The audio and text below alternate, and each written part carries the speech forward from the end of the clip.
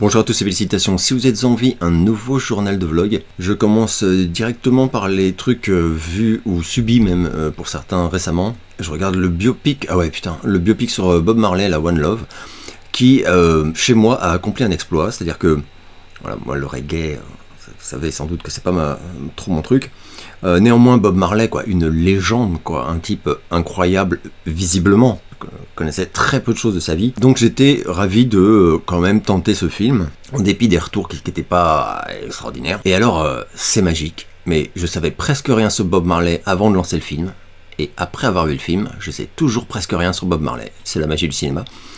Donc voilà, donc je trouvais ça mais nul, pas émouvant, pas d'implication, c'est un putain de best-of en fait, tu n'as que ces chansons. Alors là, les chansons de Bob Marley, je les connaissais déjà, je les connais encore mieux maintenant. Niveau ambiance, enfin, récit, oh putain, c'est nul à chier. Clairement, c'était pas le but du film, quoi. Le but du film, c'est de faire un medley des tubes de Bob Marley. Alors là, t'en prends plein les oreilles pendant tout le film. Voilà, donc ça, aussitôt vu, aussitôt oublié. Quel ratage pour moi, quoi. Alors que, voilà, moi je connais pas justement la vie très bien du bonhomme, je connais les grandes lignes quand même, mais il y avait matière à faire un film de ouf, quoi. Bref, énorme déception. Argyle, que j'ai tenté, en me doutant que ça allait pas me plaire, hein, on va pas se mentir. Mais alors, j'ai trouvé ça... Je sais que Mireille a beaucoup aimé, Dirty Tommy aussi. En fait, je sais pas, visiblement c'est très divisé. Mais non, moi c'est tout... Là, c'est vraiment... l'humour, en fait, c'est un humour qui me fait pas rire. Mais du tout. Et comme c'est que ça, quoi. Aïe aïe aïe, difficile. J'ai vu également Imaginary, alors là on va passer très vite, hein. Film d'horreur avec un ourson magnifique. Alors il y avait quand même un truc terrifiant dans ce film, c'est son scénar. Le scénar de Imaginary, c'est tellement médiocre, ça fait peur, enfin si tu y penses, ça fait peur. Donc peut-être l'astuce, c'est de regarder le film en pensant à ce qui t'est raconté et à la médiocrité de ce qui t'est raconté, et du coup peut-être tu vas développer un sentiment un peu de peur, et du coup ce film d'horreur va réussir quelque part à t'effrayer. Très drôle. J'ai vu également L'Enlèvement. Alors là, par contre, beaucoup moins léger. Ouais, parce qu'Imaginary, finalement, c'est très léger. Donc, c'est une histoire vraie. L'enlèvement d'un très jeune enfant, issu d'une famille juive qui a été baptisé, en fait, dans leur dos. C'est le début de l'histoire. Et que, donc, le Vatican exige de récupérer, parce que là, on est... je sais plus à quelle période, je dois pas dire de conneries. Mais bon, à une époque où ça rigolait pas trop. Et ben, ce film-là, je veux vraiment pas trop en dire parce que en plus je connaissais pas du tout cette histoire, quoi.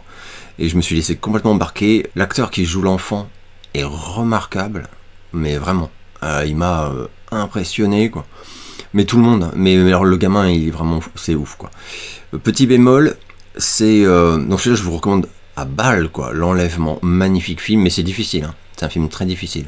Moralement, je veux dire, à regarder, quoi. Ouais, petit bémol, c'est, sans rien vous spoiler, l'acteur qui joue le personnage principal devenu adulte, chez moi, c'est pas passé. C'est pas passé du tout. Donc voilà, c'est dommage. Mais je me disais, oh là là, j'aime pas cet acteur-là, il joue mal, oh là là, qu'est-ce que c'est que ça, là? Bah, alors, il n'apparaît que vraiment à la toute fin du film. Donc ça change rien à la qualité remarquable globale du film. Mais voilà, si je devais sortir un point négatif, ce serait celui-ci, donc lié au casting, on pourrait dire. À part ça, c'est... Oh putain, énorme claque. J'avais tenté hier, pour vous dire, sans grand espoir, hein, le remake du Salaire de la peur, qui est sorti sur Netflix. Je vais pas mentir, j'ai tenu quelques minutes. Alors j'étais parti en mode ultra conciliant, quoi. J'ai arrêté après la scène de baise qui est filmée façon pub Heineken, enfin ça. Donc j'ai arrêté au bout de 7 minutes, 8 minutes peut-être. Ah oui, et les premières vannes aussi. Entre les deux là. Oh putain, vraiment c'est tout ce que j'exècre. Enfin, là, je me suis dit, vraiment se fout de ma gueule, donc j'ai arrêté le film. Sinon ça peut être possible. Donc au final je ne l'ai pas vu, hein. J'en parle mais je ne l'ai pas vu, j'ai refusé. Je me suis dit, le masochisme a des limites et je viens de les découvrir. C'est beau, c'est beau.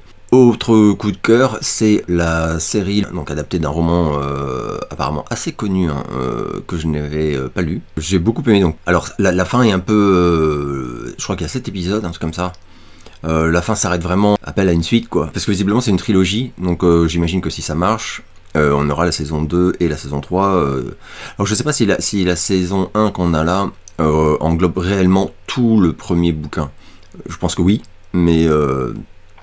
j'en suis pas absolument certain. Néanmoins, très belle surprise, c'est très bien, il y a, voilà, il y a quelques scènes liées aux phases de jeu, du jeu, pour ceux qui l'ont vu, je peux pas spoiler, mais où là, j'ai trouvé qu'il y a des moments où j'ai trouvé que c'était pas... Voilà, c'était un petit peu long, mais à part ça, superbe série, super récit, enfin... ensuite, je vais passer au... Donc ça, c'est vrai, pour ce que j'ai vu récemment et dont je voulais parler. Les lives récents que j'ai fait chez les copains, sachant que, pour des raisons que j'ignore, et qui sont sans doute liées à une malédiction vaudou qu'on m'a jetée, je lag, mais de ouf, de ouf. Alors j'ai une connexion excellente, quoi. Alors ça peut être la région, apparemment en ce moment il y a des pertes de débit, je ne sais pas. Mais ça n'explique pas tout et je crains que ce soit finalement, quand j'y pense, l'installation de Windows 11, je crois que j'en avais déjà parlé. Avant d'installer Windows 11, je laguais jamais. Même quand j'avais très peu de débit, ça passait. Des fois l'image était un peu moins nette, mais depuis que j'ai installé Windows 11, c'est l'horreur. Voilà, et donc mon diagnostic de professionnel en informatique, c'est que le matos ne suit pas en fait. Voilà, Windows 11 prend trop de tout sur mes portables, hein. Pourtant j'en ai deux, mais ils sont tous les deux à faible capacité, c'est des trucs de bureautique plutôt que... Voilà. Et donc je pense que je vais devoir investir dans un ordinateur digne de ce nom pour que ça règle le souci. Néanmoins, j'ai été invité par Peggy Slam du Rayon Décalé à faire une émission sur nos rapports à la poésie et c'était absolument génial. C'est un super bon moment, donc je vous recommande complètement d'aller visionner ça. C'est pas très long, ça dure une bonne heure je crois. Je vous mettrai le lien en description de la vidéo. Voilà. Et j'étais passé chez Dirty Tommy pour parler des coups de cœur, coups de gueule récents. Et au final, on s'est retrouvé à surtout parler de Michael Jackson. Je sais pas comment ça s'est passé. Et de nos appréhensions et attentes, etc. quant au biopic qui est en tournage. Avant de passer aux questions, je vais faire un tout petit point sur les activités liées à mon Patreon. J'en suis, je crois, à 3 nouvelles en audio, donc, hein, qui sont en ligne. J'ai été super touché par certains de vos retours. Vraiment, ça me fait super plaisir. J'en ai enregistré, je crois, 9 ou 10, donc voilà, j'en chargerai une régulièrement. Mais il y a un gros truc qui arrive, c'est donc le projet dont j'avais parlé un peu brièvement dans le dernier JDV, je crois, où j'avais une question sur la Seconde Guerre mondiale, etc., et où j'ai parlé de les années où j'ai un peu étudié le sujet, et que c'était un truc que je ne pouvais pas vraiment faire, enfin que je ne souhaitais pas vraiment faire sur YouTube pour 1000 raisons, et donc que je vais faire sur le Patreon, donc ce sera payant, mais voilà, c'est pas non plus exagéré, et surtout ça me permet un peu aussi de faire en sorte que ceux qui vont regarder sont des gens que ça intéresse vraiment. Une autre raison, et qui est au moins aussi importante, c'est que après quelques recherches, j'ai vu qu'on ne peut pas employer certains mots sans être sanctionné par YouTube. Alors d'ailleurs, je vais en parler justement dans une de ces vidéos Patreon, mais là moi ça me rend fou de rage, je trouve ça hallucinant. Donc en fait si je voulais de toute façon poster les vidéos que j'ai faites, parce qu'en fait elles sont déjà tournées, il y en a 2 qui sont déjà tournées sur YouTube, je serais sanctionné immédiatement. Je trouve ça incroyable. Et bon, je suis déjà une petite chaîne, je vais pas me foutre des bâtons dans les roues. Et en plus, la première vidéo notamment, je parle de choses extrêmement personnelles. La première vidéo, donc j'en ferai 3, elle sera en ligne, je pense, ce soir. Donc voilà, vous recevrez, de toute façon si vous êtes abonné, vous recevrez une petite info quoi, pour vous prévenir. Et donc il y aura 3 vidéos, mais j'en parle justement dans la première vidéo. Néanmoins donc je confirme que, parce qu'au début j'avais un petit peu de mal à croire ce qu'on me racontait, donc je suis un peu allé voir à droite à gauche, et j'ai eu que des confirmations que en fait il aurait fallu que j'emploie des mots alternatifs, ou que je n'articule pas, ce que font d'ailleurs certains youtubeurs, que j'articule pas toutes les syllabes, enfin mais c'est ridicule, mais non, mais c'est quoi ce monde, putain, sérieux quoi, pour que ça passe sur YouTube sans que je sois sanctionné. Donc non, moi je veux appeler un chat, donc je suis désolé, mais voilà. Et je veux pas être sanctionné, enfin j'estime que j'ai pas à l'être en fait. Donc je préfère faire ça sur Patreon, ce sera restreint, tant pis, je suis hyper déçu quand même, quoi, parce qu'il y a forcément il y a beaucoup moins de gens qui vont voir et tout. Moi je trouve que c'est intéressant d'en parler, bon. Surtout que c'est des sujets ultra délicats, mais tant pis, c'est comme ça, faut faire avec. Et je vais passer aux questions. Sachant que tu as séjourné un temps en Angleterre, j'aimerais savoir quels sont les points positifs et négatifs que tu as retenus de ce pays, des gens que tu y as côtoyés. Es-tu retourné là-bas récemment? Et si oui, as-tu constaté de gros changements? Oui, après tu me dis que tu as vu des vidéos sur des grandes villes d'Angleterre et que tu n'as pas du tout reconnu le pays que tu avais visité dans les années 80 et au milieu des années 90. Moi, j'y suis pas retourné depuis un petit moment. La dernière fois que j'y suis allé, enfin les dernières fois que j'y suis allé, c'était bien il y a... Enfin, ça, ouais, non, ça fait pas si longtemps que ça, hein. Ça doit faire quoi, 7 ans, un truc comme ça. 7-8 ans. Moi, j'y suis allé plein de fois dans les années 80, puisque j'allais notamment faire des séjours linguistiques forcés. Mais je passais à Londres à chaque fois. Donc là, c'était le Londres des années 80. C'est absolument incroyable. De diversité, de richesse culturelle, enfin, oh putain. Et après, dans les années 90, début 90, j'y ai vécu un an, parce que juste après le bac, en fait, que j'ai donc raté.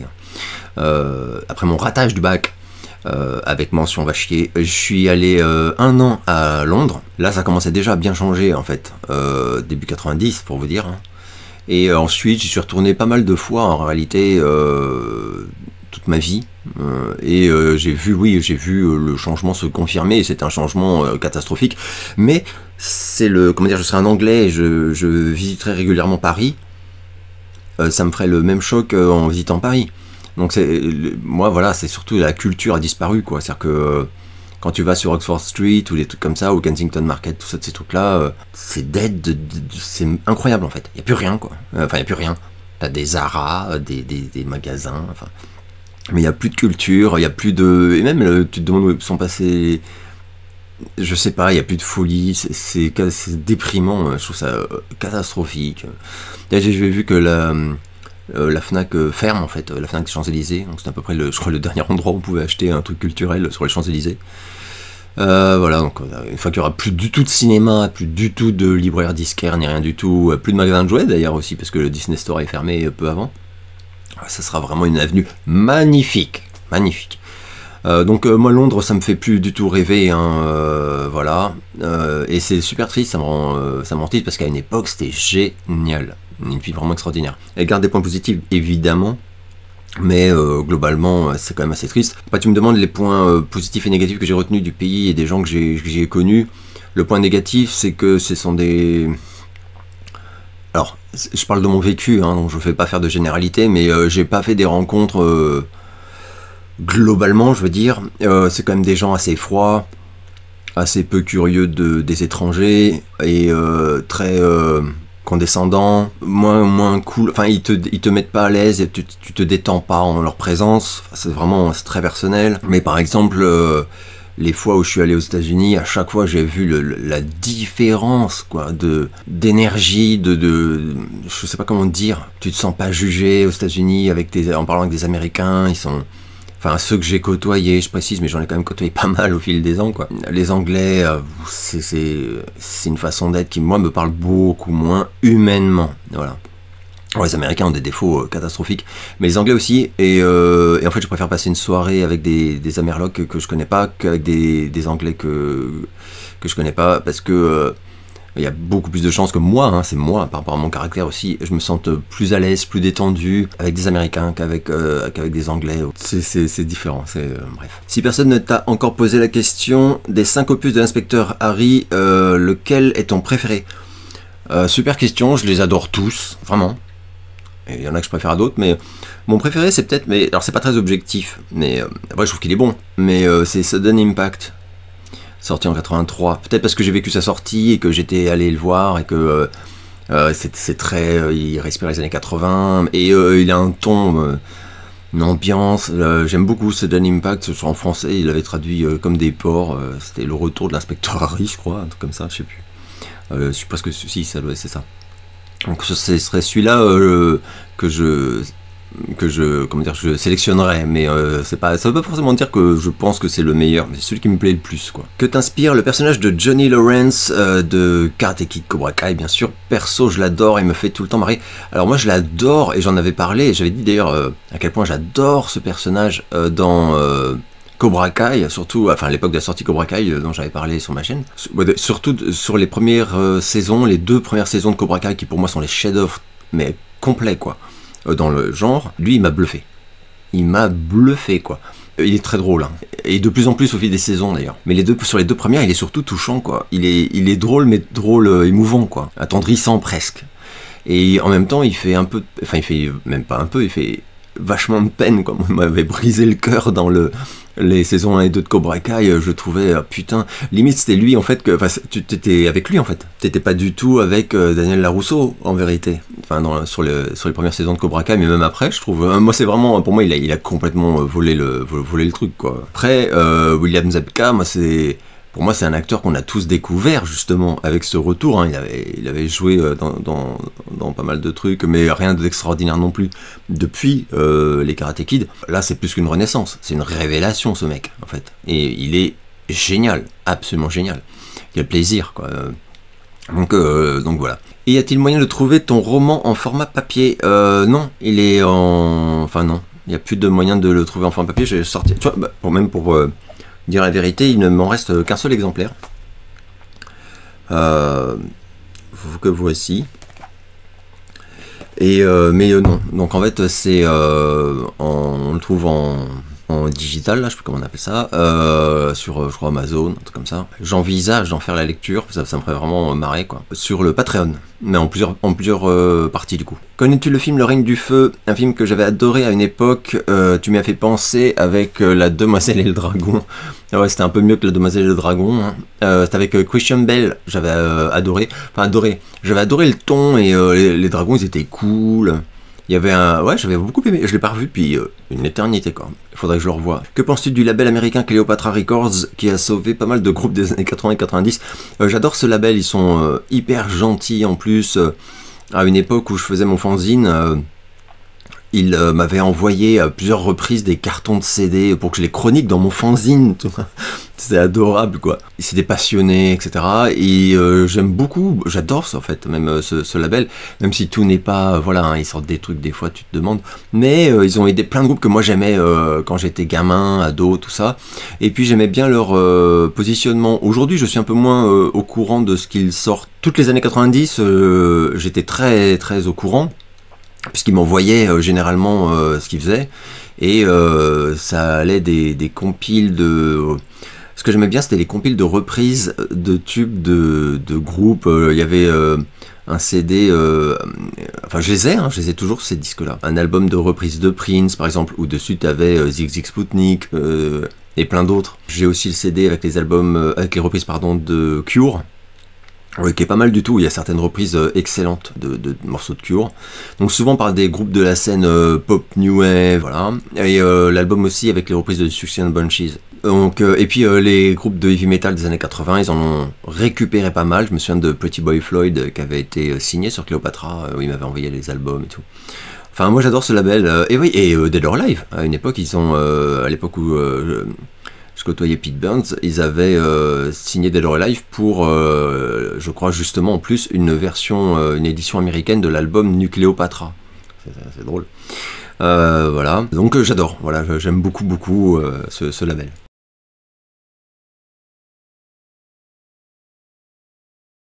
Alors, je saurais pas trop, je réfléchis, bon c'est pas Léon, ça c'est sûr, c'est pas John Wick non plus, c'est clairement le plus connu actuellement, mais j'aime bien hein, John Wick, enfin surtout les premiers, mais bon, pas fascinant le bonhomme, mais je penserais plutôt à Robert McCall, le tueur professionnel de Equalizer. Ça, lui par contre humainement il est génial je trouve, il est super attachant, enfin il a un truc... Même il est mieux travaillé, je trouve. Donc ouais, je dirais enfin là, comme ça, je dirais l'assassin professionnel de Equalizer. Enfin de la saga Equalizer. Même le dernier, je l'ai bien aimé, pour dire. Ah ouais, sinon, et alors si j'étais vraiment un sale gosse, je parlerais quand même du film Assassin, avec Stallone et Antonio Banderas, où il est question aussi de tueur à gages, enfin de tueur professionnel, d'autres comme ça. Et un film que j'adore, que tout le monde déteste, donc moi j'adore. Quel est ton Universal Monster préféré? La créature du lac noir, mais enfin, la créature du lac noir et l'homme invisible, voilà. Et le loup-garou, oh, au secours. Ah oui, alors là c'est une des questions justement qui m'a poussé à faire la deuxième partie des 3 vidéos problématiques là, dont je vous ai parlé tout à l'heure sur Patreon. J'en ai sélectionné d'ailleurs plusieurs parce qu'en fait j'ai reçu pas mal de questions sur ce sujet et j'en ai traité plusieurs, et ça ce sera justement dans les 3 vidéos sur la thématique voilà, dont je vous ai parlé. J'ai mon fils qui a une fascination réelle pour l'esthétique du voilà, je vous laisserai deviner. Je ne m'explique pas vraiment pourquoi, mais si tu as une idée, des conseils de lecture, etc. Donc ouais, je t'ai répondu en fait complètement, mais ce sera sur Patreon. Que penses-tu du groupe Lebanon Hanover? Je connais de nom. Je sais que ma femme elle aime bien. Moi je suis jamais vraiment accroché à cause des compos que je trouve pas extraordinaires. Voilà, ça le fait avec quelques groupes de la scène comme ça, la Cold Wave, tout ça. Je sais que c'est pas mal, hein, mais enfin, il y a des trucs que j'aime bien, mais c'est pas, je suis pas fan, j'ai pas d'album ni rien, quoi, par exemple. Que penses-tu de la persécution de Aya Nakamura par les conservateurs? Je suis à peine au courant enfin, je suis un peu au courant parce qu'on en a beaucoup parlé. Alors, tout ce qui est attaque de la personne, c'est inadmissible. Donc voilà. Par contre, artistiquement parlant, c'est tout ce que je... Enfin, si tu veux me torturer, tu me fais écouter sa disco et je vais tout te dire. Je vais tout lâcher, mais tout là où sont cachés les microfilms, tout ça, là, mon âge réel de 800 000 ans. Bon. Aya Nakamura, c'est... Ah mon dieu. Bref, je déteste tout, à tous les niveaux. Par contre, la personne, je la connais pas d'abord, mais bon, j'ai eu l'impression de ouais, elle subit des attaques qui sont pas d'ordre artistique, et là, ça c'est inadmissible. Donc après, je sais pas si c'est des conservateurs ou d'autres, j'en sais rien, je pourrais pas te dire, c'est juste des cons, je pense, enfin voilà, tout simplement, hein, c'est même pas... Parce que je pense qu'il y a des conservateurs qui lui veulent pas de mal, enfin, je sais pas. Tu écoutais la reprise de Madonna par Billy Idol? Ouais, c'était... enfin, qu'on a découvert il y a pas longtemps, donc, hein, qui était jamais sorti à l'époque, Love Don't Live Here Anymore. Et bah j'adore, sans surprise. Mais Billy Idol, voilà...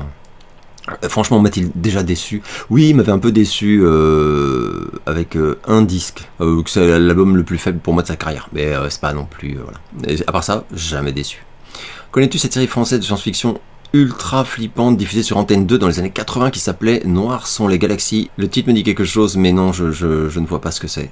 Enfin, ce que c'était. Et as-tu vu aussi la série britannique d'horreur fantastique diffusée également dans les années 80 sur FR3, la 5 et M6, oh la vache, la maison de tous les cauchemars? Ah ouais, si, alors ça je m'en souviens, la maison de tous les cauchemars, je regardais. Je pourrais pas dire que j'ai un souvenir que, comment dire, que c'était extraordinairement quali, mais c'était cool. Moi, de toute façon, j'aimais bien ces trucs-là.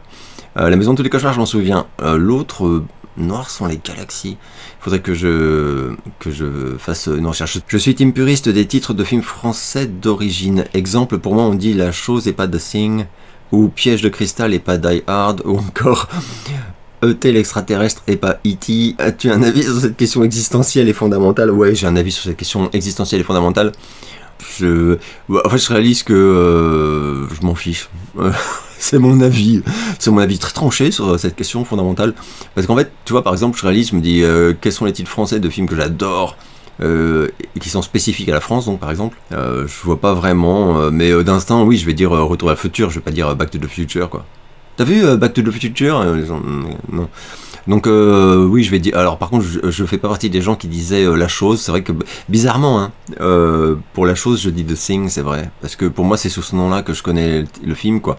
Mais tu vois, je dis Le Loup-garou de Londres. Je dis pas American Werewolf in London, tu vois. Donc ça dépend des films. C'est super intéressant ta question en réalité, parce que ça dépend vraiment des films. Piège de cristal, ouais, jamais je dis Die Hard, quoi. Enfin, je le dis parce que des fois, quand je parle, les gens en face, ils disent Die Hard, donc je vois de quoi ils parlent, mais sinon, je dis toujours Piège de cristal, L'arme fatale, je dis. C'est pas un positionnement politique, hein. C'est pas un point d'honneur que je me mets de le faire. Mais en règle générale, je le fais. J'utilise plutôt les films français d'origine. Enfin, les titres français d'origine. Mais E.T., on disait tous E.T. en fait. Donc, même, enfin, moi, je suis tellement vieux que j'ai vécu la sortie au cinéma d'E.T. quand j'étais enfant. Personne disait. Enfin, il y en a qui disaient E.T. l'extraterrestre, hein, ça c'est vrai. Mais on disait tous E.T. quoi. Enfin donc, en tout cas, bref, il n'y a pas de règles. Voilà, ça c'est sûr. Je viens de découvrir le film Neige sur Beverly Hills. Que penses-tu de cette adaptation? Personnellement, j'ai aimé le film et je n'ai pas trouvé qu'il s'agissait d'une mauvaise adaptation d'un de mes romans préférés. Alors moi, je trouve que c'est une mauvaise adaptation d'un de mes romans préférés, mais c'est un film que j'aime beaucoup. J'en parle de temps en temps. Voilà, il s'est fait massacrer, hein, je pense que c'est pour ça que tu m'en parles. Voilà, j'ai le magnifique DVD. J'avais même racheté, alors que pourtant, moins que zéro, je crois que c'est un des livres que j'ai en plus d'éditions imaginables. Je l'ai en américain Less Than Zero, je l'ai en français poche, je l'ai en français grand format, je l'ai en américain grand format parce qu'on me l'avait donné. Et je l'avais même acheté Voilà, parce que j'aimais bien la couve, et c'était donc, voilà, il y a à la fois marqué moins que 0 et à la fois marqué Neige sur Beverly Hills, parce que le film venait de sortir. Donc, pour moi, oui, on est très en dessous, quand même, vraiment, du livre. Mais c'est normal, c'est un livre inadaptable, pour un milliard de raisons. Déjà, comment tu veux convenablement retranscrire à l'écran des récits qui sont à la première personne? C'est impossible.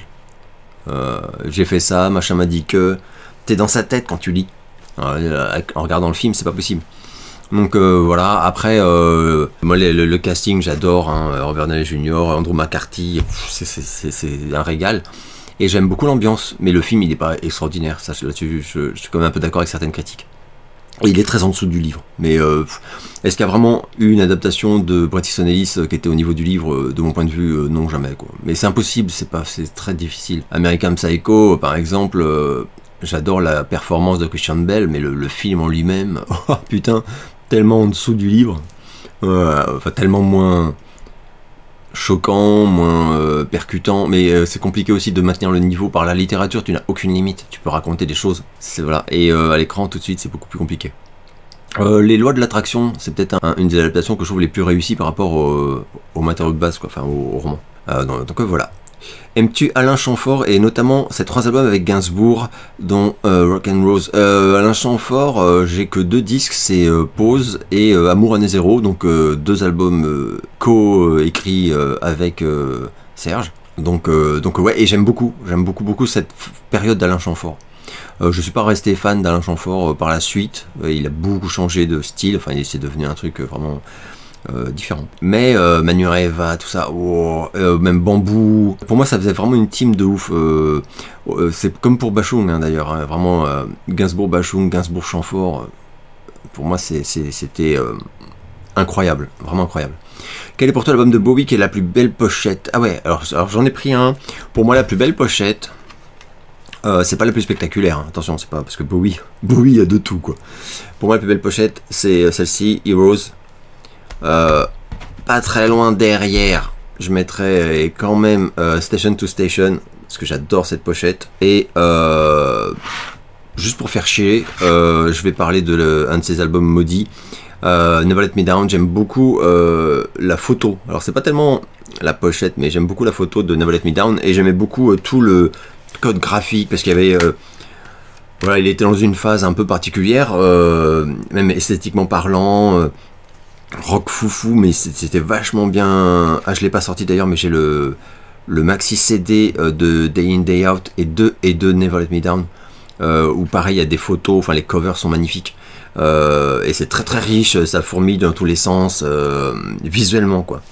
Voilà. Que penses-tu du film de Postman 2 et avec Kevin Costner? As-tu vu The Last Waltz de Martin Scorsese, et si oui, qu'en as-tu pensé? Alors non, The Last Waltz c'est peut-être même le seul Scorsese que j'ai jamais vu, que j'ai jamais voulu voir, parce que le sujet m'intéresse vraiment pas. Je suis certain que c'est fabuleux, mais voilà, c'est un docu sur un groupe de... Enfin, ça m'intéresse pas, donc voilà, j'avoue, je ne l'ai pas vu carrément, quoi. Putain. Et après on s'étonne que j'ai pas ma carte de cinéphile. The Postman, moi j'avais bien aimé, enfin... C'est pas... j'avais bien aimé. Ouais. C'est pas bon, hein. C'est pas bon. Mais j'avais bien aimé, mais j'aime tellement... En fait, Costner, j'aime bien quand dans ses caprices et tout. C'est comme Waterworld, que j'ai revu il y a pas si longtemps. C'est vraiment nul, mais nul de façon... Il y a toujours un certain charme. Je sais pas comment dire. Je trouve que... On a tapé un peu dur, quoi, sur ce film. Même question pour le documentaire consacré à Bowie, Moonage Daydream, documentaire que je n'ai pas pu voir jusqu'au bout, car très honnêtement je l'ai trouvé, du moins ce que j'en ai vu, peu intéressant. Bah pareil, tu vois, Moonage Daydream, on parlait, oh là là, faut le voir. J'ai fini par le lancer, je sais plus quand, et j'ai arrêté, parce que vraiment, je me suis dit, c'est très bien, franchement, c'est sûrement génial en réalité. Mais ça s'adresse à des gens qui n'y connaissent rien. Mais c'est très bien, il faut qu'il y ait ça, heureusement, sinon... Voilà. Mais pour les vieux fans, ceux qui... Ouais, t'apprends rien, et puis en plus, du coup, t'es un peu trigger par les choix qui sont faits, les sélections, les angles... Donc non, ça m'a pas parlé. Donc je l'ai pas vu jusqu'au bout, non plus. L'album que tu attends avec le plus d'impatience...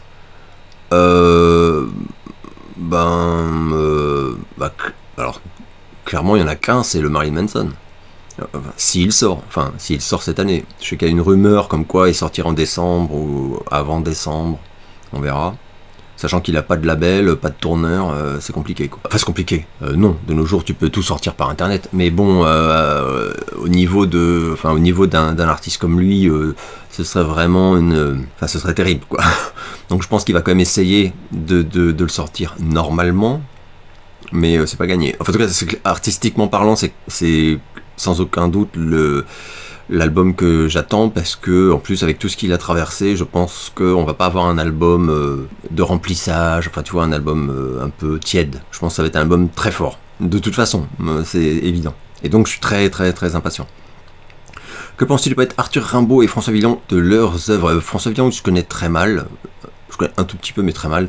Rimbaud, je disais il n'y a pas longtemps justement avec Peggy que je dois mon amour de la poésie à Baudelaire et Edgar Poe. Rimbaud, moi il m'a un peu, enfin il a failli me faire rater le coche. C'est-à-dire que moi on m'a fait lire Rimbaud et j'ai pas aimé, ça m'a pas parlé en fait. Donc je me suis dit ah ouais non en fait la poésie j'aime pas en fait, tout simplement.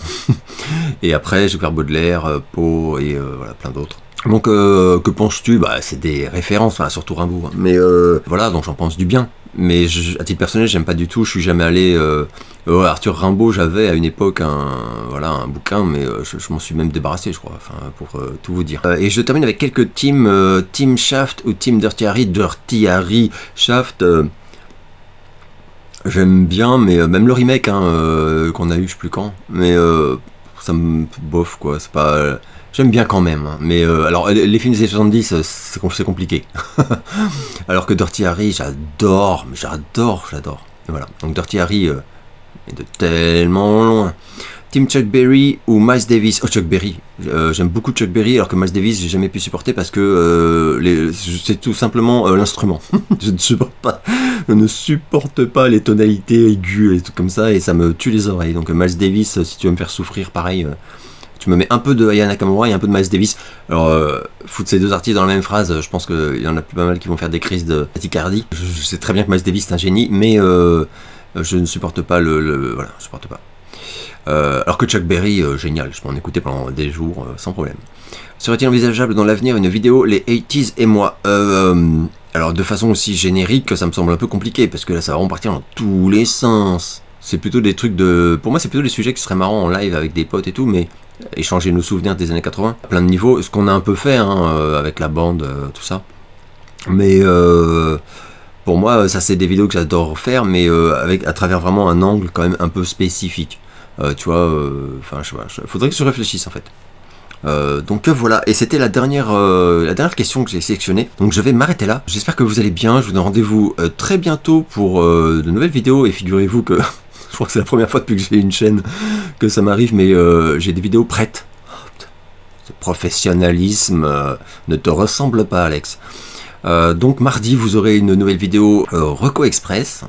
Ça c'est un peu des formats caprices, mais moi j'aime bien, et ça vous montre aussi que voilà, c'est une chaîne qui est libre et où je fais voilà ce qui me passe par la tête. Et donc ce soir donc sur Patreon, hein, donc si vous n'êtes pas abonné à Patreon, vous ne serez pas prévenu. Première vidéo de la trilogie sur et il y aura la suivante la semaine prochaine, je pense. Je vais mettre les trois, je vais essayer de faire les trois sur 3 semaines. Voilà. Donc ce soir, peut-être dimanche prochain, et le dimanche d'après, le 3e volet.